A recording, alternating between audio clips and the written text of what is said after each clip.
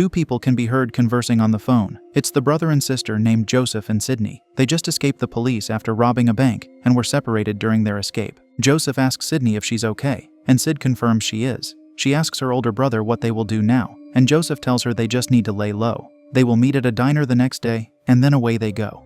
Sid sounds nervous and anxious about being away from her daughter for too long. Joseph assures her it will just be for 2 weeks. Then she will be reunited with her daughter, Steph, before she knows it. He also tells her that they can use that time to catch up with each other, saying he owes her at least that much. The next day, Sydney walks into the diner with a shotgun slung on her shoulder. As she walks in, she sees her brother at the counter. She comments on her brother's messy appearance, telling him to clean himself up. Joseph tells her to sit down and enjoy the food as they may not eat like that again. She sets her gun down and starts eating. She asks him how much the money they have stolen amounts to, and her brother signals that it's $700,000. Sydney is not expecting it would be that much and comments on how she could use the money for extra luxuries for her daughter. They talk a bit more about her daughter, whom it turns out Joseph hasn't ever seen. Then, they hear the police sirens approaching. They get up immediately. They walk through a forest and change their clothes. They are heading to a safe house to hide. They finish changing and throw their old clothes in the lake. Sydney notices signs of people recently camping in the area and asks her brother as he mentioned the place is all abandoned. Joseph brushes it off, saying that people like to camp anywhere they like and he cannot control it. Sensing that there might be other people around, Sydney readies her rifle. They reach a cornfield and walk straight until they hear gunshots from nearby. Then, they spot a group of drunk men just carelessly playing with guns in front of the house. Sydney steps out and shoots a warning shot, shouting at the men that they have 5 seconds to get out of the land. The men ask her who she is, but she just counts to 5, and then Joseph steps in and shoots at their car. Seeing that 2 people have guns pointed at them, they scurry away from the place. They walk into the eerily quiet house. It looks abandoned. Joseph sees a grandfather clock standing in a corner. Sid searches the room upstairs and finds no one. After searching every room, they suddenly hear the police siren approaching the house. It looks like they were reported by the men earlier. Sydney is starting to panic and tells Joseph they have to go, but he seems to be captivated by the door in front of him. He puts his ears on the door and then looks at his sister, telling her this is it. Then, he hurries downstairs to the grandfather's clock, puts out a notebook with codes written on it, and spins the clock's hands as if opening a vault. Sid asks for the other code and enters the code into another clock. They both run upstairs and try to open the door. The police cars are getting closer now. Then, Joseph finally opens the door. It's total darkness inside. Joseph lights up a match and they see a telephone in the middle of the room. He gives the notebook to Sydney and instructs her to dial the number written, say, the Latin words written there, and hang up right away. Sydney dials the number and says the words, Sit peto tutum peregrinatione. Total silence follows. The moment they step out, they realize that they are still in the same house, but have traveled to a different time. The previously messy house now looks so clean and organized with old paintings.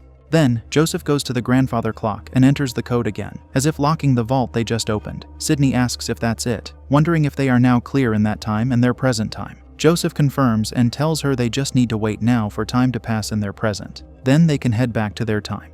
They explore the place, seeing that the fridge is stocked with food as if someone has prepared for their stay there. The cupboards are even stuffed with alcoholic drinks. Sydney looks at her brother and asks again if they will be spending 2 weeks there. Joseph confirms, and Sydney jumps to hug her brother, delighted that they successfully got the money and escaped the police. The days pass, and they continue to examine the house and the mill outside the house. They also check their surroundings, and there seems to be no one else around. They spend their days normally, preparing food, hanging out outside the house, talking, and counting the money they stole, splitting it, and budgeting it. Joseph plans to use his money to expand his bar. Sydney will use hers to pay off her debts, which seems to be a lot as she has a list full of names and amounts of her debts. Then, we see a picture of her daughter, Steph, the reason she is doing all of this. It's day 13, and the siblings are in the living room. Sydney brings up what Joseph said to her at the beginning of the film about wanting to catch up with his sister. She asks why he feels that way. He tells her that he just feels like he does, after what he did to her in the past. It seems that Sydney was quite troublesome during her younger days, and Joseph abandoned her when she got in serious trouble. Sydney thinks she needed to experience what happened to help her be a better person. Joseph still thinks he owes his sister, seeing now that she is so deep in debt. Sydney tells him that's not his problem, but Joseph insists that it is, and he wants to do anything to make everything better for her. Sydney changes the topic, asking him about his regular customer and why she lent him this magical safe house. He says that his customers trust him, that's why. He also says that his customer lets him do all the talking, and that she knows a lot about Sydney, and how lame she is. He even jokes that she gave him the notebook containing all the codes and clues out of pity for having a sister like her. Joseph recalls how their dad used to say, "Mind your business unless it becomes your business." And that served him pretty well so far. Sydney spots a piano and looks at it with melancholy in her eyes. Joseph notices and asks if she remembers how their mom used to play the piano. Sydney doesn't remember much of her mom, but remembers she used to love playing disco on the stereo. She then looks at her bracelet made by her daughter and asks Joseph to promise that he'll get her back to her daughter. It's day 14, the end of their 2 weeks of hiding. The two of them are cleaning up the house, getting ready to leave. Joseph sees that the mill's door is now open and walks inside. Inside the house, Sid goes to the door to get back to the present, but looks like she has seen a ghost. Joseph can be seen running fast to the house, calling Sydney, telling her they have to go now. However, he sees the door, and it's revealed that a wooden plank is now nailed to the door with a note saying, "Go to the mill." Sid tries to open the knob but doesn't succeed and starts kicking it out of anger. Joseph stops her. They run to the mill, carrying flashlights while walking deeper inside. They walk inside a room that looks like a church and find a corpse sitting in front of a podium. They examine the podium and see a note saying, "You are in the grip of the vice. I'm the left side, another is the right. Give in or join them." At the bottom, they are being asked to carve to comply. It seems that they cannot go back to their time yet. Sydney doesn't want to comply and runs away. She runs without stopping in the fields, but when she gets far enough, she starts coughing up blood. It's like there's a barrier preventing her from escaping the place. She passes out, but Joseph eventually finds her and brings her back to the house. That night, they sit in frustration at what has just happened. Joseph says that the vice grip got his client, the one who gave him the notebook. He noticed that the corpse on the podium was wearing the same watch his client was wearing. Then, the face of his client is revealed. He realizes that the house is not her client's. He tells his sister they have no choice right now but to comply. The next day, they carve their confirmation on the podium. Then, a vault appears. Joseph takes out his notebook, gets the code to open the vault, and succeeds. Inside, he finds a tape recorder and a note that says, "Talk and lock to start a cycle." He takes the recorder, presses to record, and says hello. He puts it back in the vault and locks it as instructed. Then, he opens it again. This time, a new note appears saying, "Cycle is set. Play to listen. Record to talk." He starts talking to the person behind the recorder who tells them they're not supposed to be there and asks what they are doing in that place. The person also asks them if they are hiding with money. Hearing this, Sydney snatches the recorder and asks the person on the other end if he wants a cut of the money. She doesn't hear a response, and Joseph figures out that she has broken the cycle. He tells his sister that she has to put the recorder back inside so the future person they are talking to can hear them. She puts the recorder back and closes it, then reopens the vault. The recorder works again. The person on the other side tells them to be careful, as the cycle can be very delicate. Sydney asks the person to be direct and tell them if they want a cut. The person responds that they don't want the money, they only want to wipe the two of them. They even suggest that they have a way to make it painless and instantaneous. Joseph asks that if they have a way to wipe them out, why are they still alive? He figures that the vice grip needs the two of them, and asks what they need from them. The person on the other end reveals that an unwelcome visitor is coming. They cannot track, stop, or wipe the unknown visitor. He gives them the mission of eliminating the visitor before they reach the house's door and dispose of the remains. Once done, they'll be released back to the present. Joseph asks for assurance that they'll fulfill their end of the bargain, but the voice only assures them with his words. He also asks if they know when this visitor will come, but the voice doesn't know. Sydney is disappointed that her brother is taking the deal. She angrily storms back into the house, searching the cupboard for more alcohol. They both sit down while Joseph tries to make her understand that they have no other option right now. Sydney takes a sip and then strategizes on both of them having their posts to look out for the visitor. Sid tells him that she doesn't really care about him abandoning her in the past, but she won't let her daughter grow up without her, so if they get stuck there permanently, she is done with him. The next day, they get weapons from the vault, although they only get revolvers. They station themselves at their posts, waiting day and night, taking shifts to look out for the unwanted visitor. It's their 352nd day stuck in that place, and still no visitor has come. One day, Sydney tells Joseph about things she discovered while looking around the house and the mill. She found that the papers and box of photos there show different owners, and that nobody lived there after 1955.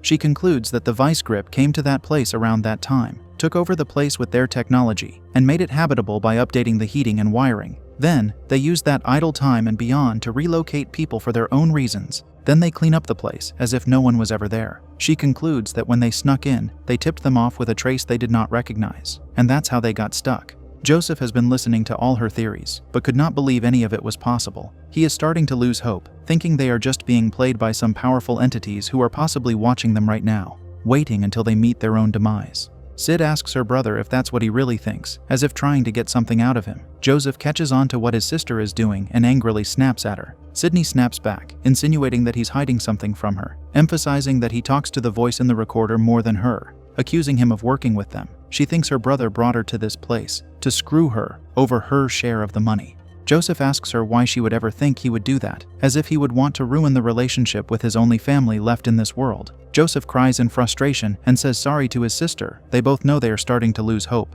after a very long time in that place. Sid comforts her brother. They go on with their days. Joseph constantly visits the mill, even offering flowers and candles to the podium in the church, as if worshipping a saint. He also talks to the recorder, asking for any guidance and comfort, almost like praying, begging for them to be able to go home.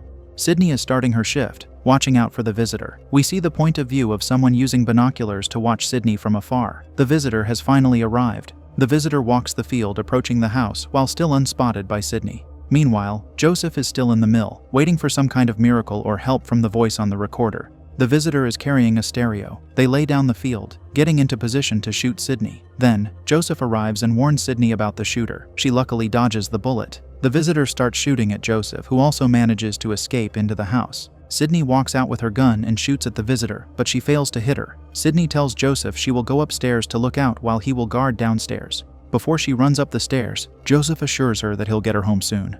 Joseph steps out to round the house. He has hidden one of the guns at a post on the field and makes a run for it. The visitor shoots at him. He's luckily unscathed and manages to retrieve the revolver. Then, he runs back to the house while shooting back at the visitor, using 5 out of 6 bullets. Unbeknownst to him, the visitor is already sneaking behind him. He senses them and turns around to shoot. A gunshot is heard, although it is not shown who got shot. Upstairs, Sydney is still looking out for the visitor when she hears something playing outside. She steps out and sees them holding a stereo, playing a song that sounds familiar to her. The visitor has Joseph lying motionless beside them. It's not clear if he is still alive at this point. Sydney shoots the visitor, and they shoot back at her, wounding her shoulder, then plays the song loudly again. Sydney steps inside the house, tending to her wound. Then, she gets a vintage staff and uses it to remove the plank of wood covering the door where they are supposed to pass through. She removes it, but as soon as she looks up, another plank is there with a note saying, "Stop, you will break the door." She disregards this and continues to remove the plank, but another one is instantly in place, with the same note. Then, a vault shows up beside the door. The vice grip must be worried about the situation now that they sent an emergency vault into the house. In the next scene, Joseph slowly regains consciousness in the mill. He had been shot in his leg and could not stand. He sees the visitor with his notebook, opening the vault. At the same time, Sydney has just opened the vault inside the house and finds a recorder. The voice asks why she is breaking the door. She explains that the visitor got her brother, so she's breaking the door to get out of that place. She closes the vault and gets ready to break the door again, but looks at the vault and opens it again. The voice says that if she breaks the door, she will get wiped out. In the mill, the visitor has opened the vault and sees Joseph reaching for a pistol in a corner. They hit him and tie his hands. In the house, Sydney tells the voice to let them out of that place already. The voice says they cannot do that unless the visitor is wiped out. She asks why it's so important, but the voice tells her they cannot say the reason. She also tells the voice that she heard the visitor playing music earlier, and remembers that her mom used to play the same song. The voice tells her that it's not her mother. It also tells her that revealing any more information could be detrimental to her and Joseph, as well as to them. It tries to bargain with her, telling Sidi to say any information she has about the visitor, and in return, they'll tell her why the visitor is not her mother. Sydney tells the voice to go first. As it is about to speak, the line goes silent. It seems that the cycle has been broken.